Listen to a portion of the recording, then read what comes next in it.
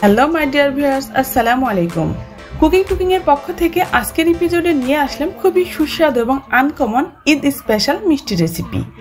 আজ আমি আপনাদের তৈরি করে দেখাবো সুজি দিয়ে কিভাবে পারফেক্ট সাদা চমচম তৈরি করবেন। এই রেসিপিটি আমি খুবই সহজভাবে এবং সামান্য কিছু উপকরণ দিয়ে বাসায় নিজের মতো করে তৈরি করেছি এবং এতটা সুস্বাদু মিষ্টি বাসায় যখন তৈরি করবেন তখনই বুঝতে পারবেন। এই আনকমন নরম তুলতুলে সফট সুজির মিষ্টি বাসায় তৈরি করে দেখতে পারেন। আশা করছি সবাই আপনার ফ্যান হয়ে যাবে। সুজির মিষ্টি তৈরি করার জন্য এখানে এনে নিয়েছি দুধ। এখানে প্রথমে আমি মেজারমেন্ট কাপের 1 কাপ পরিমাণ দুধ ব্যবহার করব। প্যানের মধ্যে 1 কাপ পরিমাণ দুধ দিয়ে তারপর চুলাটা অন করে দিয়েছি। দুধটা ফুটে ওঠা পর্যন্ত অপেক্ষা করব। দুধটা যখন প্রথমে হালকা বলক ওঠা শুরু হবে তখনই কিন্তু আমি সুজি অ্যাড করব।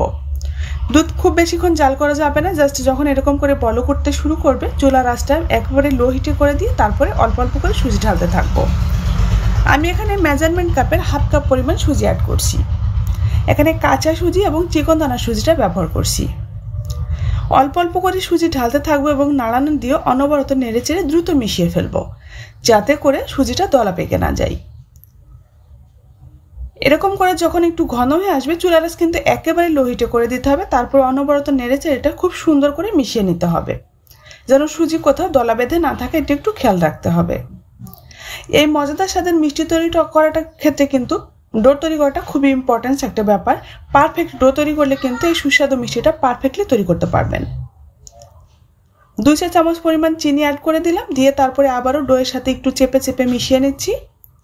চিনি দেওয়ার ফলে কিন্তু ডোটা একটু লিকুইডি হয়ে আসবে। 2-1 মিনিট নাড়লে আবার ডোটা ঠিক আবার আগের স্থানে চলে আসবে।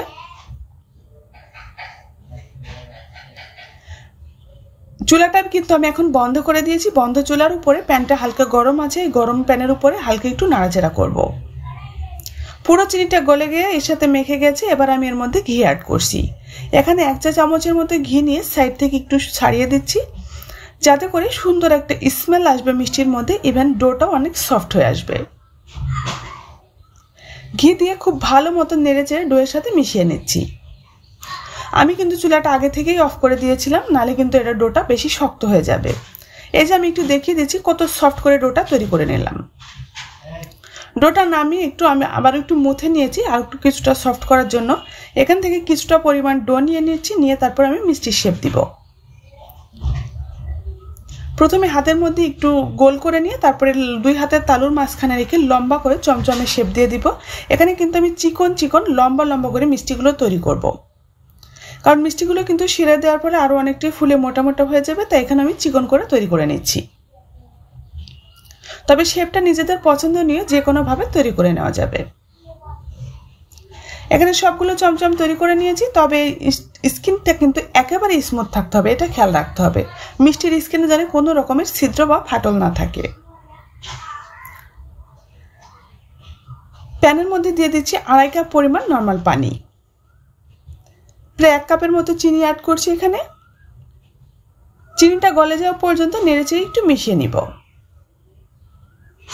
পুরো চিনিটা গলে যে শিরায় কিন্তু বলক চলে এসেছে, শিরাটা বেশি সময় ফোটানো যাবে না। বলক আসার সাথে সাথেই কিন্তু মিষ্টিগুলো এর মধ্যে অ্যাড করে দিতে হবে। শিরাটা কিন্তু 2-4 মিনিট জ্বালিয়ে ঘন করতে হবে এরকম কোনো কথা না, জাস্ট বলক আসার সাথে সাথে মিষ্টিগুলো এর মধ্যে দিয়ে দিতে হবে। আর মিষ্টিগুলো দেওয়ার সময় কিন্তু চুলার আঁচটা অবশ্যই মিডিয়াম হিটে রেখে দিতে হবে, না হলে কিন্তু পুরো বলকে যদি হাই হিটের মিষ্টিগুলো ছাড়েন তাহলে মিষ্টিগুলো ভেঙে যেতে পারে। একটু নেড়েচেড়ে ঢাকনা দিয়ে ঢেকে দিলাম এবং 2-3 মিনিট জাল করব। ফিরে আসলাম প্রায় 3 মিনিট পর। এরই মাঝে কিন্তু মিষ্টিগুলো অনেকটাই ফুলে ফুলে মোটা হয়ে গেছে এবং অনেক সফট হয়ে এসেছে। দেখে নিশ্চয়ই বোঝা যাচ্ছে মিষ্টিগুলো কতটা মোটা মোটা হয়ে এসেছে। আমি আরো 3 মিনিট জাল করব। টোটাল আমি 6 মিনিট মিষ্টিটা রান্না করব। নেড়েচেড়ে ঢাকনা দিয়ে আবারও ঢেকে আরো 3 মিনিট জাল করে নিয়েছি। মিষ্টিগুলো হয়ে এসেছে একদম সফট এবং নরম তুলতুলে হয়ে গেছে। এবার আমি মিষ্টিগুলো উঠিয়ে নিব। একটা ছাঁকনার সাহায্যে পানিগুলো মানে শিরাগুলো ঝেড়ে ফেলে তারপরে আমি মিষ্টিগুলো এক এক করে উঠিয়ে নিচ্ছি। সবগুলো মিষ্টি একটা প্লেটের মধ্যে উঠিয়ে নিয়েছি। মিষ্টিগুলো একেবারে নরম তুলতুলে এবং সফট হয়েছে, আমি দেখিয়ে দিব। হাতের মধ্যে চাপ দিলে একদমই ধরা যাচ্ছে না, এতটাই সফট হয়েছে মিষ্টিগুলো। আর ভেতরটা কিন্তু একেবারে রসালো, রসে টসটসে হয়ে গেছে। প্রত্যেকটা মিষ্টি কিন্তু একই রকম সফট এবং নরম তুলতুলে। এখানে আমি কিছুটা ড্রাই কোকোনাট পাউডার এবং সুগার পাউডার মিশিয়ে নিয়েছি, এটা আমি এর সাথে কোটিং করে নিচ্ছি।